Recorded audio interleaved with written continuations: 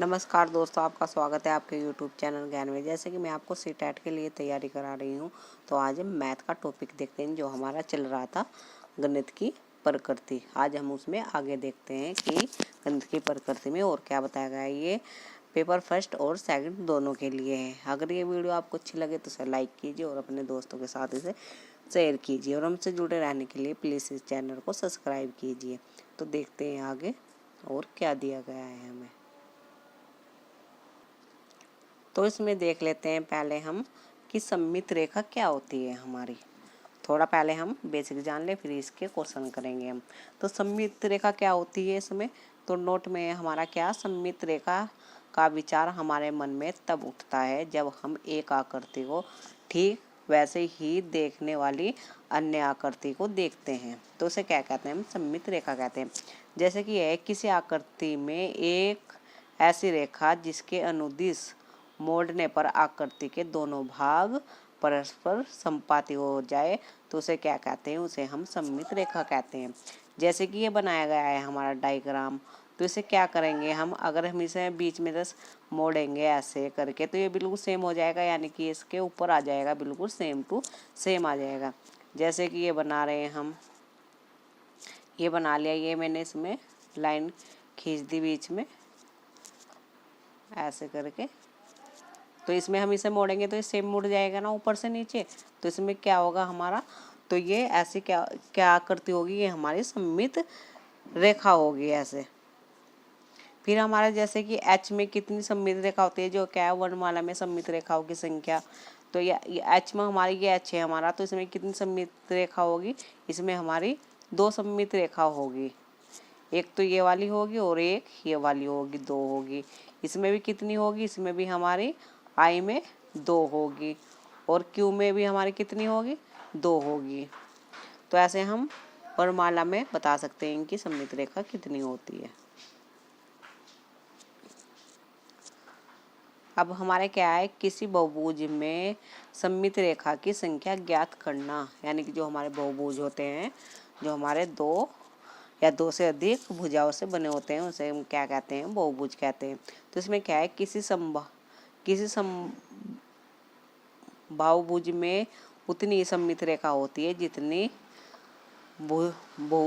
बहुभुजा में भुजाओं की संख्या होती है। जो हमारे क्या होते हैं, जो हमारे समबाहु होते हैं ना, तो उसमें कितनी कितनी सममित रेखा होती है जितनी उनकी भुजाएं होती है। जैसे ये हमारा त्रिभुज है, तो इसमें कितनी होगी हमारी सममित रेखाएं, एक ये होगी, एक ये होगी, एक ये होगी। तो कितनी हो जाएगी हमारी, ये 3 हो जाएगी। इसमें कितनी होगी हमारी, 1 2 3 और एक 4। इसमें कितनी होगी हमारी, 4 हो जाएगी। ऐसे ही इसमें हो जाएगी, हमने ऐसे कर रखा है ना ये वाली, तो ये भी कितनी हो जाएगी हमारी, ये आप गिन के देख लेना। तो ऐसे हम क्या कर सकते हैं, बहुभुज में पता कर सकते हैं। आगे देखते हैं। और अब क्या है हमारा, सममित रेखाओं की संख्या और उदाहरण, यानी कि हमारी किस में कितनी संख्या होती है, सममित रेखा कितनी होती है वो बताना है हमें। और इसके उदाहरण ये है, कोई सममित रेखा नहीं होती, यानी किस में नहीं होती, हमारी विषमबाहु त्रिभुज में। यानी कि विषमबाहु त्रिभुज की क्या है, तीनों भुजाएं अलग अलग होती है, तो इसमें हमारी कोई भी सममित रेखा नहीं होती। फिर क्या है हमारा, समद्विबाहु त्रिभुज में कितनी होती है हमारी, 1 होती है। उसमें कितनी होती है हमारी, 1 होती है। और एक समबाहु त्रिभुज में कितनी होती है हमारी सममित रेखा, 3 होती है। एक आयत और एक चतुर्भुज में कितनी होती है हमारी सममित संख्याएं, 2 सममित रेखा होती है। एक वर्ग में कितनी होती है, 4 होती है। समांतर चतुर्भुज में कितनी होती है, कोई सममित रेखा नहीं होती। जो हमारे क्या होता है, समांतर चतुर्भुज होता है ना हमारा, तो उसमें भी हमारा क्या है, कोई सममित रेखा नहीं होती है, उसमें भी हमारी कोई सममित रेखा नहीं होती है। फिर क्या है, एक वर्त में हमारी क्या है, अनेक सममित रेखा होती है, यानी कि जो हमारा वर्त है ना, तो उसमें हमारी क्या है, अनेक सममित रेखा होगी। और आगे देख लेते हैं। तो अब हमारे ये क्वेश्चन है, इन्हें हम देखते हैं। इसमें क्या बताना है हमें, निम्नलिखित में से किस अक्षर में ऊर्ध्वाधर और क्षैतिज सममित रेखा होगी। ऊर्ध्वाधर हमारी कैसी होती है, ऊर्ध्वाधर होती है ऐसी, और क्षैतिज कैसी होती है हमारी, ऐसी, ऐसी होती है हमारी। तो हमें बताना है किस में होगी हमारी, तो हमारी इसमें होगी, ये इसमें एक्स में क्या होगी हमारी, ये भी होगी ऊर्ध्वाधर और क्षैतिज भी होगी, यानी कि 2 होगी हमारी। और वाई में क्या होगा हमारा, वाई में सिर्फ 1 होगा हमारा, ये क्या नाम, क्षैतिज नहीं होगी। सी में हमारी क्षैतिज होगी और ए में हमारी ऊर्ध्वाधर होगी। तो ऑप्शन नंबर ए क्या है हमारा, सही है। फिर सेकंड है हमारा, किसी भी त्रिभुज के लिए सममित रेखाओं की संभावित अधिकतम संख्या कितनी होती है। तो त्रिभुज में कितनी होती है, मैंने आपको पीछे बताया था। तो त्रिभुज में होती है सममित रेखा 3 होती है।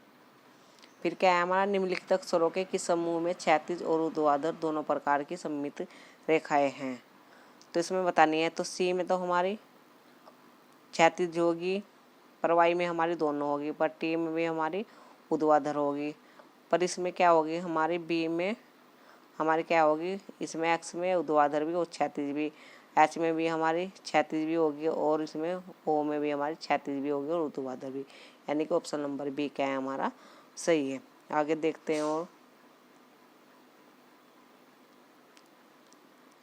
तो एक क्वेश्चन दिया हुआ है, इसमें क्या करना है हमें, निम्न में से कौन सा कथन असत्य है।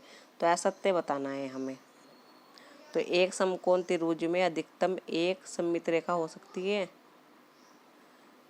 एक समांतर है कि कोई सममित रेखा नहीं होती, एक वृत्त की केवल एक सममित रेखा होती है।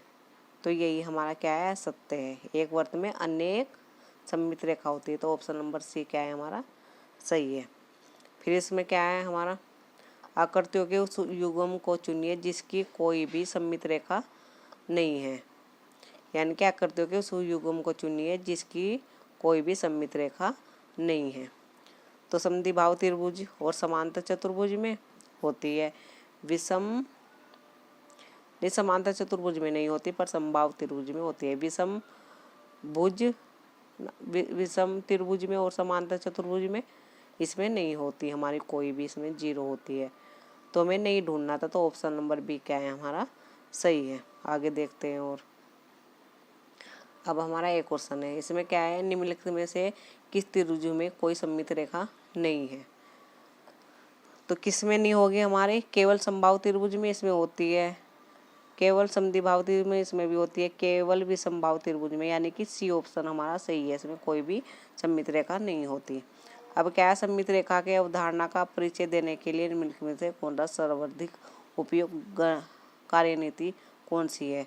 बच्चों को पेपर मोड़ने वाले क्रियाकलाप कराए जाए, अवधारणाओं की स्पष्ट परिभाषा दिया जाए, बच्चों के वाद विवाद में सम्मिलित किया जाए, बच्चों को वर्ग और आयतों के निरीक्षण के लिए प्रोत्साहित किया जाए। तो यानी कि सम्मिति के लिए क्या है सबसे बेस्ट, बच्चों को पेपर मोड़ने वाले क्रियाकलाप दिए जाए। और देखते हैं आगे। तो वह हमारा ये टॉपिक है NCF, यानी कि राष्ट्रीय पाठ्य चर्चा की रूपरेखा। इसमें क्या बताया गया है, NCF 2005 के अध्यक्ष प्रोफेसर यशपाल है, यानी कि प्रोफेसर कौन है, यशपाल। NCF है क्या, ये क्या है हमारे शिक्षा के क्षेत्र में प्रमुख दस्तावेज, राष्ट्रीय पाठ्यक्रम का प्रमुख, शिक्षा बिना बोझ के, यानी कि इसका NCF का मुख्य उद्देश्य क्या है हमारा, शिक्षा बिना बोझ के होनी चाहिए।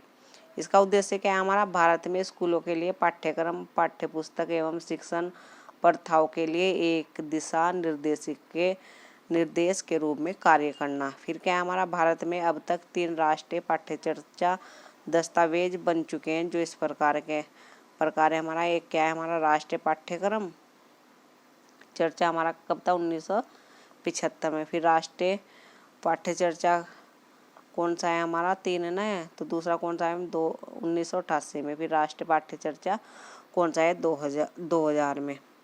आगे देखते हैं। फिर इसमें क्या है हमारा, राष्ट्रीय पाठ्य चर्चा की रूपरेखा 2005 के NCF का प्रारंभ शिक्षा शास्त्र शिक्षा शास्त्री कौन था? रविंद्रनाथ टैगोर। जिसका क्या था हमारा, जिसका सूत्र क्या था? सभ्यता और प्रगति को आधार मानकर किया गया था। फिर क्या है हमारा? सिद्धांत, यानी कि एनसीएफ के हमारे सिद्धांत। तो एनसीएफ 2005 के 5 सिद्धांत दिए गए हैं जो इस प्रकार है। नंबर 1 क्या है? ज्ञान को बाहरी जीवन से जोड़ा जाए। फिर क्या है? रटने की प्रणाली खत्म की जाए। फिर क्या है? पाठ्य पुस्तक पर केंद्रित ना हो शिक्षा। यानी कि इसमें क्या बताया गया है, जो हमारा ज्ञान है ना, उस सब बच्चों के ज्ञान को बाहरी जीवन से जोड़ा जाए। और क्या उसे रटना, जो यानी कि बच्चों को रटाना नहीं है, उसे क्या करना है? खत्म करना है रटने को। और पाठ्य पुस्तक पर केंद्रित ना हो शिक्षा।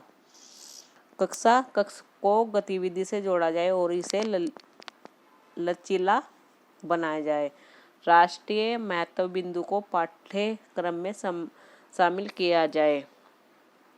फिर क्या है? नोट, एनसीएफ 2005 की उत्पत्ति रविंद्रनाथ टैगोर के निबंध सभ्यता और प्रगति से हुआ था। एनसीएफ 2005 में रूपरेखा के तहत सभी भाषाओं में 8वीं अनुसूची किया गया अनुवाद है। फिर क्या है हमारा? एनसीएफ 2005 के महत्वपूर्ण बिंदु, विद्यार्थियों को रटने से मुक्त कराया जाए जिससे उनका चौमुखी विकास हो सके। यानी कि जो शिक्षा है वो कैसे होनी चाहिए? हमारे बाल केंद्रित होनी चाहिए, ना कि पाठ्य पुस्तक केंद्रित। फिर क्या है हमारा? भारत सरकार के एमएचआरडी की पहल पर प्रोफेसर यशपाल की अध्यक्षता में यह समिति बनी। यानी कि जो हमारे प्रोफेसर यशपाल थे ना, जो इसके अध्यक्ष थे, उसकी समिति में बनी है हमारी। इसमें क्या है? ज़्यादा पाठ्यक्रम धारावाहिक होना चाहिए।